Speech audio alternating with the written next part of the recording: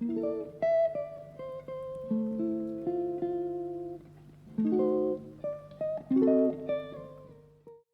guys, welcome back to the channel. I'm Sabyra, aka Sabythesimmer. I'll be doing well this Tuesday.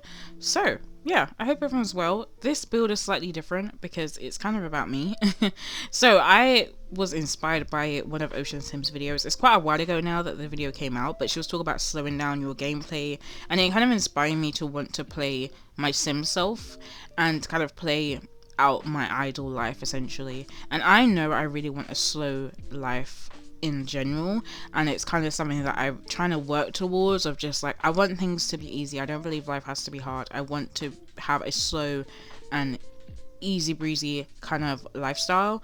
So I wanted to kind of recreate that in The Sims, or like create that in The Sims, and kind of maybe even inspire myself to like fight for that life that I want. I don't know. I won't lie, I had a difficult time trying to figure out what I was going to build, or like what I want my dream home to look like. And I say that with quotation marks because I still don't know where I want to live and what my kind of style would be in terms of like how I would live my life. It's a weird one.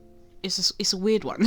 But nevertheless, this is the kind of style that I went with. I went with kind of like a boathouse style home, and it is in Brindleton Bay. It's on a 20 by 20 lot.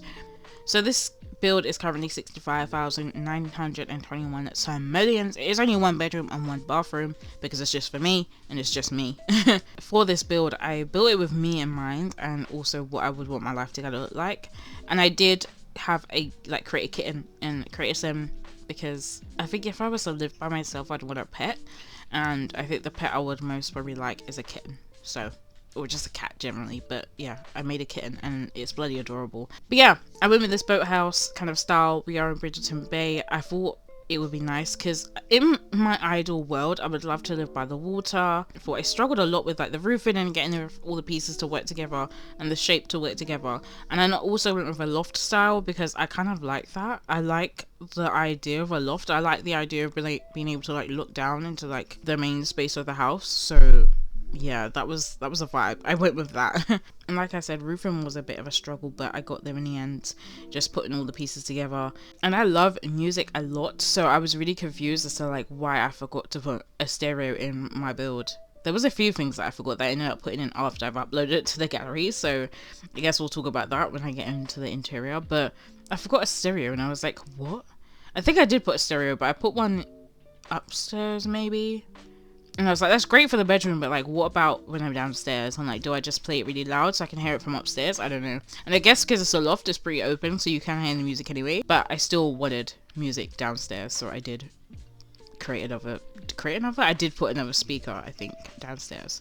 So before you get to see me struggle with window placements, door placements, all the good stuff, I do fiddle around with the roof. I wasn't sure what to do with the front piece here. For some reason, my mind just couldn't work out these roof pieces, but in the end I got there. Like I said, I did struggle with this roof pieces. And if you've seen me do this before, where I get the room or the floor piece and I put it above roofs, it's because if you're only working with one floor, I noticed this the other day because I was building something that was only on one floor, and I was like, why can't I put a trim on? And I totally forgot that this is why I just automatically put those like wall pieces, those floor pieces on roofs, is so that it kind of counts as a second floor, and then you're able to put trims on it. So I just do it automatically without really thinking about it. You can't really see the trim that much in this build, but I like to add it for the extra detail, so I'm a bit extra like that. I struggled with the window, like what window I wanted there for so long. I did struggle with the stair placement, but in the end I got it to work out pretty well.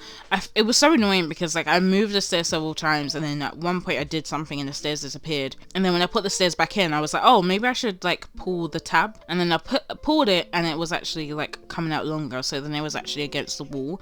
Because what I ended up doing was like creating a little box to kind of just like so that the stairs were against the wall. I didn't like that there was a gap between the wall and the stairs, so I just put like a little box there essentially, or just like boxed it up so that it made sense for me, or like felt cleaner. And then in the end, when I moved the stairs and like changed the little tab thing on the stairs anyway, it just came out longer. I don't think I'm explaining it very well, but in the end that wall disappears because it ends up moving and going right up against the wall, which is great because that's what I wanted essentially. I went with a very open plan floor plan. I was gonna say open plan, that doesn't make sense, but I went with a really open floor plan. The downstairs has a nice little seating area, like living space, and in the center is like the kitchen area, and then I put the dining table like near the end in like the bay window area, and then there's also like the main bathroom, and then like a little hallway or like mud room essentially to the back garden, which is like on the side. It's only a small lot, like I said, it is 20 by 20, so there isn't loads of outdoor space, but I like the idea of like living off the land. So I did put the simple living lot tray on, and I did put some like fruit and veg and stuff like that in the gardens for me to grow, because I like the idea of that. I feel like it would be something I'd want to do if I was to like live this life. So I don't have a photo for the exterior, but I did have something that kind of inspired the interior, so I will put that on the screen so you can see what I was working with in terms of like the really orange wood. I really liked the way it looked in the photo, so I decided to just like carry that through this build. And trying to find like an exterior of like a boathouse that didn't look like it was on water was hard, because I didn't want to like create this home and then like put a pond all underneath it so that it was on water, because it would just look so out of place in the world, I think. And I kind of like the open concept of it being like quite close by to the beach. So yeah, I wasn't really mad at the fact that I couldn't like get it to sit on top of water like a boathouse would. But in the end, I like the way it turned out anyway. So it wasn't really like I didn't feel like I was like missing out on anything essentially.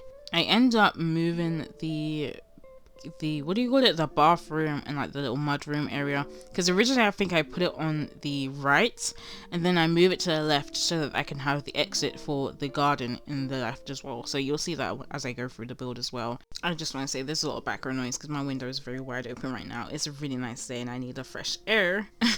But yeah, I hope your week's going well so far. It's only Tuesday, but I hope it's going well so far.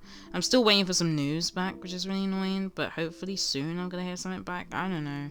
If not today, maybe tomorrow. I mean, today's nearly done. It's like 5 o'clock, so we'll see. But yeah. I was watching someone stream the other day and they mentioned how they see me post quite consistently on my YouTube, and I was like, I literally just came out from a week off. But I was just a bit like, I don't know how to like explain things. Well, I do, but I just get awkward. But basically, I think it's so interesting because first of all, I have been creating content for quite a while anyway, so it's not necessarily new. It's new in the sense of like creating Sims content, that's pretty new, but in general I've been creating content for quite a while, so it's not new to me. The process isn't really new to me, but what I find that is different is I now have all the time in the world. So if you didn't know, I don't work at the moment. I left my job about just over a year ago now. I left in February last year, so yeah, quite a while now actually. So I left my job. It wasn't great. It was a good job at the time because it worked with my schedule. I was creating a lot of content. I was going to events and meeting people and doing a lot of things outside of work that allowed me to like enjoy myself and enjoy the possibilities of like taking my content creating and my writing to another level. But then there's also the pressure of like, does everything have to be monetized? I don't know, but that's a topic for another day. But I did that, and then when the whole lockdown and everything came, all the events and stuff kind of stopped. I didn't really feel like I had much to talk about. I was dealing with my mental health. It was a struggle and I wasn't enjoying my job.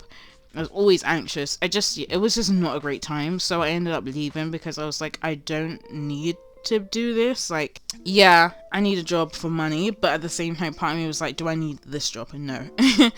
And in my head, I was like, you know what? I'm going to really push myself and I'm going to do a lot more speaking engagements and I'm going to take my blog to a new level and like I had all these plans, and then I was like, okay, I'm going to give myself the month to just chill. Like, I'm going to enjoy this month off of no work. Like, I'm just going to enjoy it.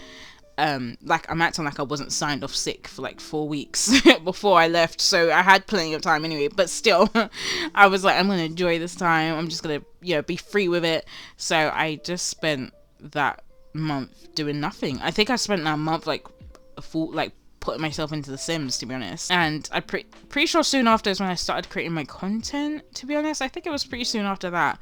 I think it was after my grandma passed away. I was just a bit like, you know what, I've been thinking about it. I've loved watching other Sims creators do it. So I just was like, you know what, you only live once, and if I don't do it, I'm never gonna know if I like enjoy it, if it's gonna be really good, or if people enjoy the content I create. And to be honest, it's fueled me to start creating content again, but just I don't know if I want to create the content I used to be creating. I did a lot of lifestyle, a lot of wellness content, and it kind of feels like it's hard to talk about those things because I don't feel like my mental health has been in a great place, and my blog posts and my content was very much like, this is what you could do, and this is how you could do this, and this helped me do this. And at the moment I just feel like I'm coasting through life, so I don't really feel like I have anything to say about that. So it's really hard to want to like start creating content again when you don't really know what you're gonna say or what you're gonna do with it. So I'm looking at the way I'm creating this home, and I kind of just feel like I hope that this is the lifestyle that I'll have that will allow me to pick up and choose the kind of things that I want to do with my life. So if I decide I want to start writing again, I've got the space to do that. I've got the freedom to do that. If I want to create content about days in a life and managing myself and my well-being and all that kind of stuff, I've got the space to do that. And I think it's quite interesting to think about this house being essentially for me, for my sim self, and like how that might influence the decisions I make for myself in real life. Maybe, I don't know. Like, let me know if you've made your sim self, if you've played out your life or your dream life. I did do like my own like little legacy with my sim self once, and I don't actually want children, but I was intrigued. I did like push the boundaries of it essentially, or like I don't know how to explain it. Like I was risky when I was playing my sim self. I just met this sim and was like, well, we'll see what happens, we'll do a bit of whiskey woohoo and we'll see what happens, because I kind of felt like if I put my fears into the sims, you know, I'm okay because I've played out my worst fears in the sims and I'm good because real me is unfazed and affected by it. But yeah, the sim was terrible. Like every time we tried to speak to the sim, they weren't really that interested.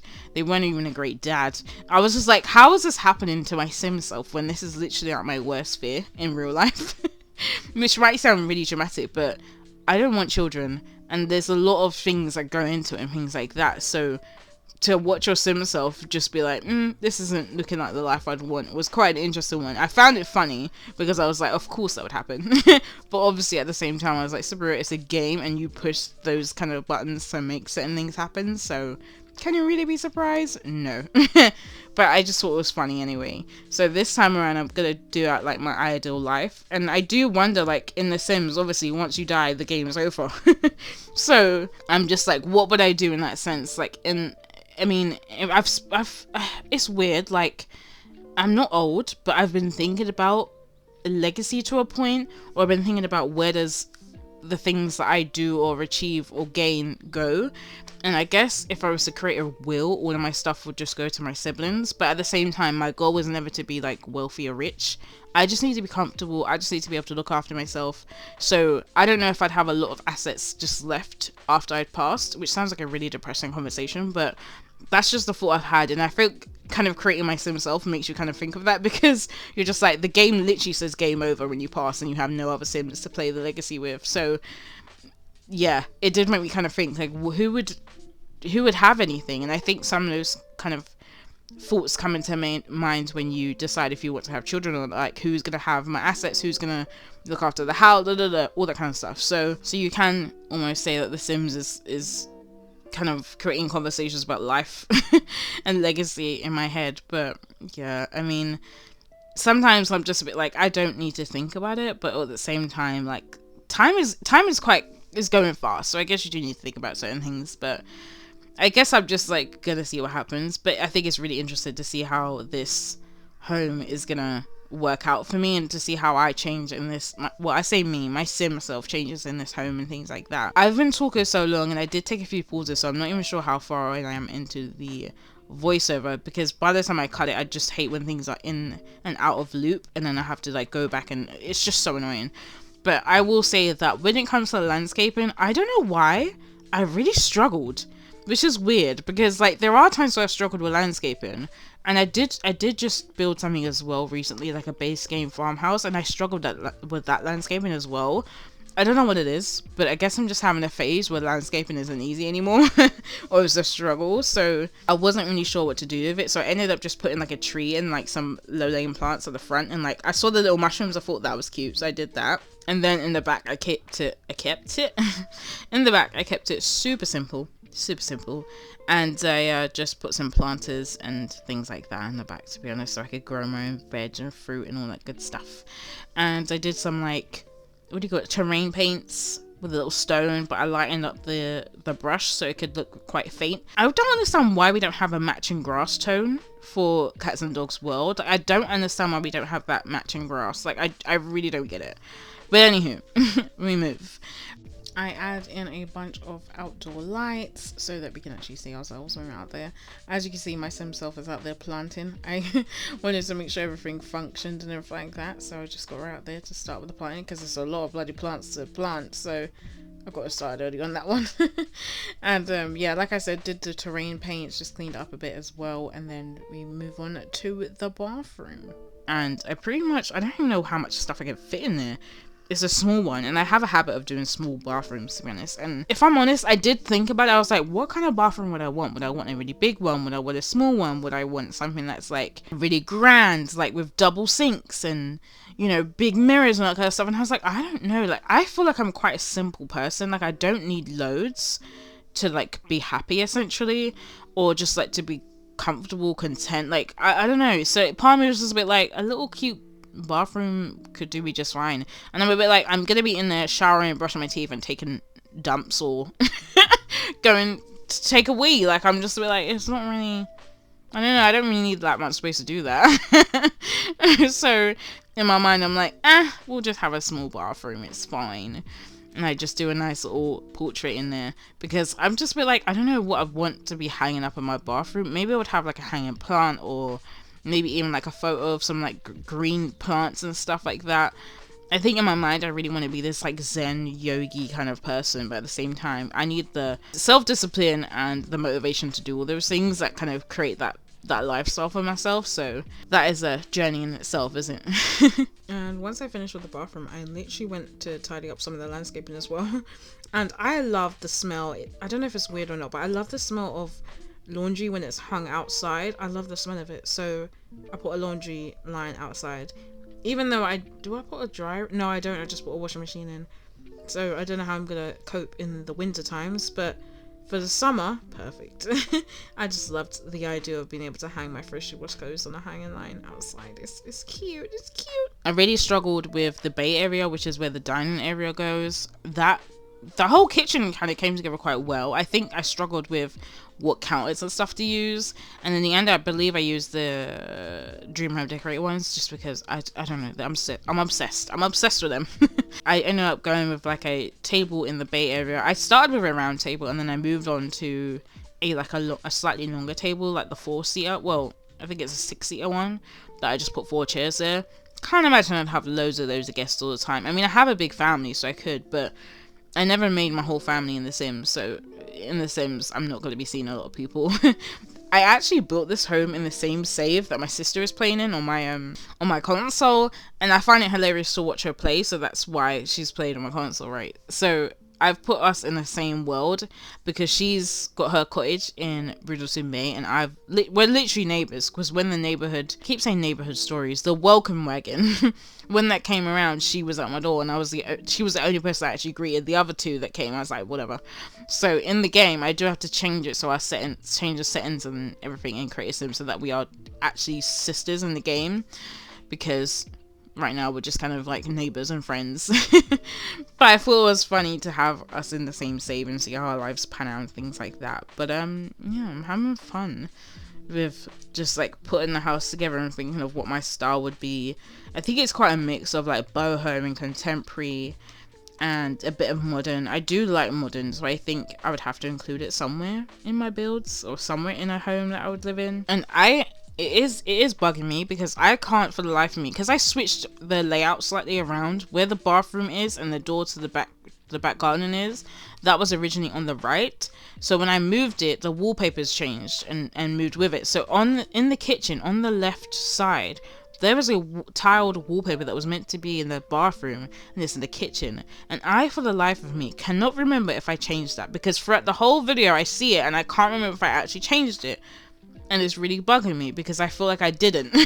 And I'm like, oh, Sabira, why? But it's fine. It's one of those things I can just change. I've just become so like, don't want to say blind, but there's been mistakes that I've made that I'm like, oh, now I have to re-upload it to the gallery or whatever the case may be. I just built a base game farmhouse. I'm actually really proud of the build. It came together really well. And I uploaded it to the gallery, went in to play test it, and then I was like, oh, there's something random left on the dining table that I was meant to place on one of the other tables but didn't. The curtains had disappeared because I had created another platform. What else was there? I didn't raise the platform for, like, in the back garden I had like a raised platform for the seating area. I forgot to raise that again because I pulled it down to do the landscaping. I forgot to raise it back up. So I went back to that build at least 3-4 times before I remembered everything that needed to be corrected, changed, or whatever. And then I re-uploaded it to the gallery. I was like, oh, the stress. Because by the time I uploaded it, it was already getting a lot of downloads. So I was like, okay, guys, you might want to slow down on that because there's a few mistakes in there. Few things I changed.